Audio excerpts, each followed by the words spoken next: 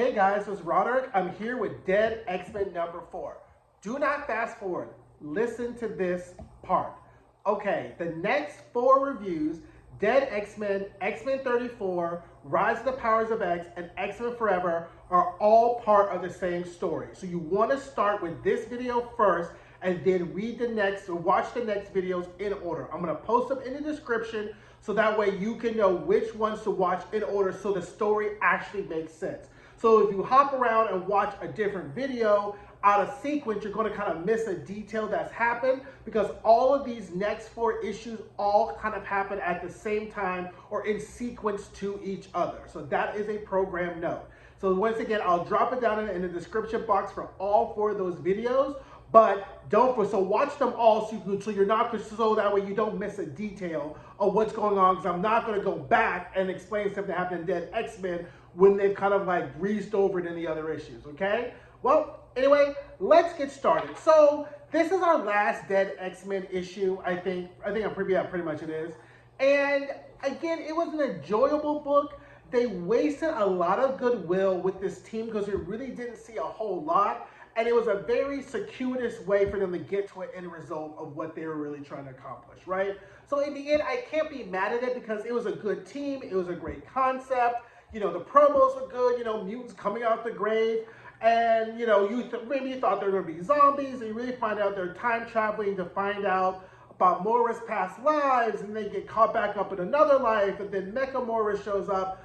And I mean, again, it had such good potential. It's just they just didn't stick the landing, right? But they didn't have to because there was an end result in which they're going to use the Dead X-Men for, which they kind of drew out for 4 months, you know, which they could have just done it in, you know, an X-Men Forever, an X-Men book, whatever. So this book was really the vehicle for them to get to a very important plot point for the entire story of Fall of X to move forward, right? So I get it.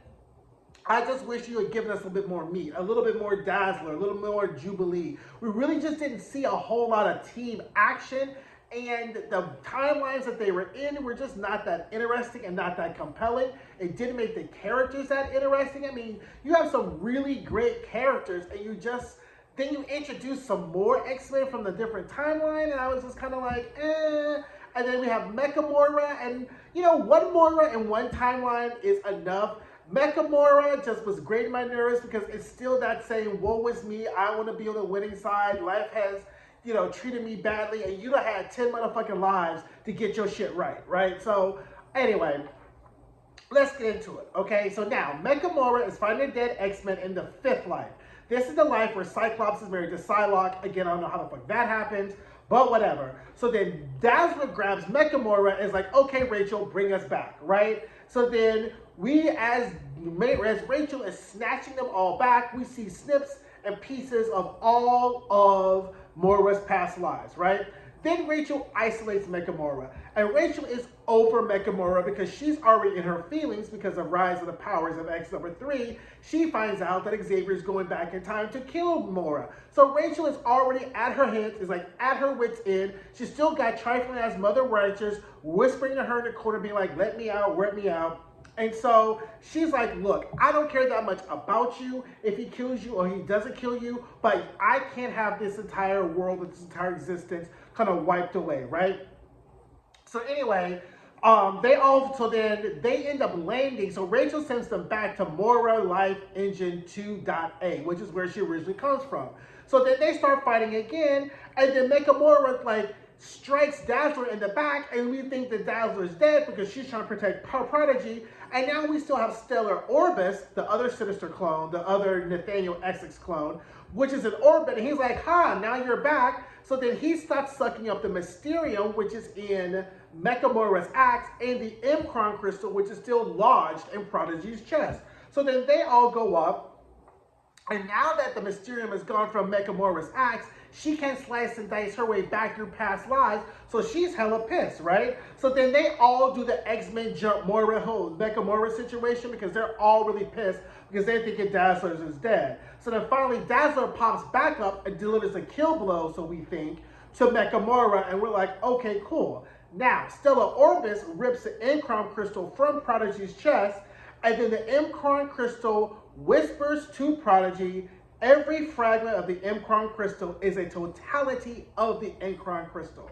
Now, the M'Kraan crystal, if you don't know, is part of the entire fabric of reality that is connected to the Phoenix Force. If you watch X-Men 97, you remember that, the M'Kraan, or the Dark Phoenix Saga and the Phoenix Saga, the M'Kraan crystal is connected to that. So that becomes very important, that the crystal was lodged in Prodigy's chest, and that every part of the M'Kraan crystal is part of the whole.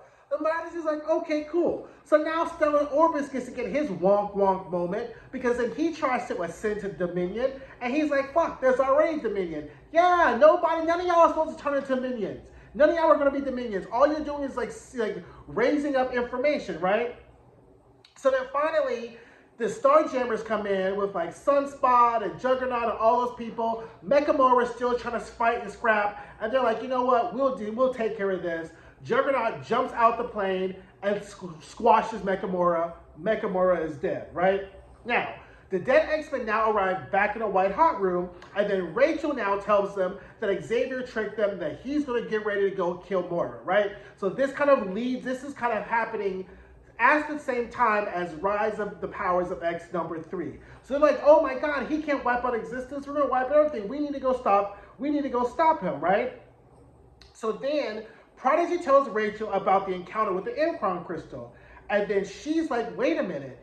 You brought the M'Kraan crystal through all those various lives of Moira, right? So you inadvertently created a circuit. What circuit is this? Spoiler alert, the circuit is by Prodigy going through all the multiple lives of Moira, there was a Phoenix Force in every one of those lives. So Prodigy is going to end up being part of the resurrection process of resurrecting Jean Grey, because the Phoenix Force has theoretically or really been ended. Not dead, but ended. So now she's going to use Prodigy, we'll find out when we get there, how she's going to use Prodigy to resurrect Mother Jean Grey and just stop Enigma all the way, right? So anyway, they all launch into action, and then we get the to be continued part. And so this leads us straight into X-Men #34, right? So the story continues in X-Men 34. Check out that video, and I'll see you guys soon. Okay, bye. Hey guys, thanks for watching my videos. Don't forget to like, comment, subscribe, and share. And don't forget to check out some of my other videos.